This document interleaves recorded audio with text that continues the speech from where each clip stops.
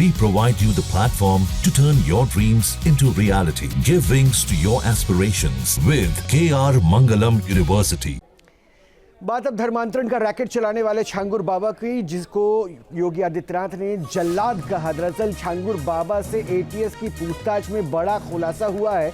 छांगुर बाबा को पिछले 3 साल में 500 करोड़ की फंडिंग मिली थी और धर्मांतरण के लिए सबसे ज्यादा फंडिंग अयोध्या पहुंची थी।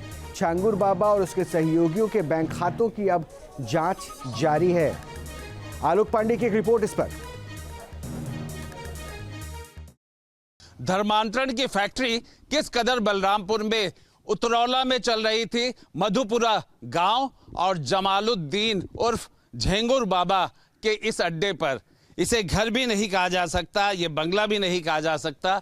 ये अगर कहा जाएगा तो ये एक अड्डा है, ये एक ऐसा हेडक्वार्टर जहां पर धर्म परिवर्तन का फैक्ट्री लगी हुई है। यहाँ पर एटीएस कम से कम 12 कमांडो के साथ और 4 अफसर जो कि विवेचना कर रहे हैं उनके साथ झेंगुर बाबा को लेकर आती है। रिमांड के तुरंत बाद बलरामपुर पहुंचना एटीएस की न सिर्फ तत्परता बल्कि ये भी दिखा रही है कि एजेंसी बिल्कुल अलर्ट है, हाई मोड पर है, होमवर्क उसका बिल्कुल सटीक है और किस तरीके से सबूतों को लेकर के, साक्ष्यों को लेकर के निशानदेही पर उनको इकट्ठा करना और साथ में कोर्ट के सामने प्रस्तुत करना। क्योंकि धर्म की ये फैक्ट्री अपने आप में मानी जा रही है कि यहाँ पर बेहद बड़ी है। ये सिर्फ एक इस फैक्ट्री को यहाँ से नहीं चलाया जा सकता है बल्कि पूरा इसका एक नेटवर्क है जहाँ पर लोकल लोग भी मदद कर रहे हैं। एक बात बिल्कुल सामने आई है कि आर्थिक रूप से इन्हें फंड के रूप से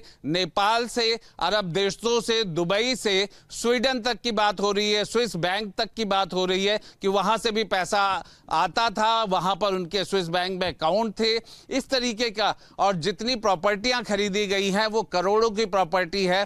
3 लोग की गिरफ्तारी है। झेंगुर बाबा का ये माया जाल बहुत लंबा हो सकता है। अभी तो ये शुरुआत है। माना जा रहा है कि धर्मांतरण को जिस तरीके से जातियों के हिसाब से रेट लिस्ट लगी हुई थी, जिस तरीके से धर्म के कहीं ना कहीं चमत्कार में फंसा करके धर्मांतरण किया जा रहा था, अभी तो ये महज कुछ तरीके निकल कर आए हैं। पर लोकल किस तरीके से मदद मिलती थी, किस तरीके से धर्मांतरण का ये पूरा फैक्ट्री का यहाँ पर लगाया गया, यहाँ से उसका संचालन हो रहा था, ये सब परतें अभी खुलनी बाकी है। लेकिन 1 घंटा एटीएस यहाँ रहती है और तफ्तीश करने के बाद वो आगे चली गई है। लेकिन ये बात बिल्कुल साफ हो चुकी है कि अगर मुख्यमंत्री योगी आदित्यनाथ ने उसे जल्लाद बताया है तो एजेंसियों के पास पुख्ता सबूत है। और सिर्फ अकेले नहीं बल्कि जमालुद्दीन और झेंगुर बाबा जिसे कहा जाता है, इसके साथ साथ पूरे के पूरा एक बड़ा नेटवर्क है जो उसको पकड़ने के लिए, उसको गिरफ्त में लाने के लिए और भी एजेंसियां, ईडी की बात करें, एनआईए की बात करें, सब कहीं ना कहीं साथ मिल करके न सिर्फ सबूत इकट्ठे किए जा रहे हैं बल्कि किस तरीके से ये धर्मांतरण का बड़ा खेल चल रहा था इसका पर्दाफाश करने में भी लगी हुई हैं। वीडियो जर्नलिस्ट दीपक राणा के साथ आलोक Pandey, news nation, Balrampur.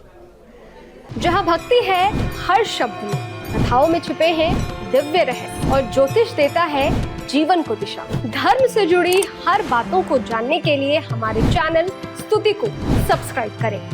Channel पर जाने के लिए इस लिंक पर क्लिक करें।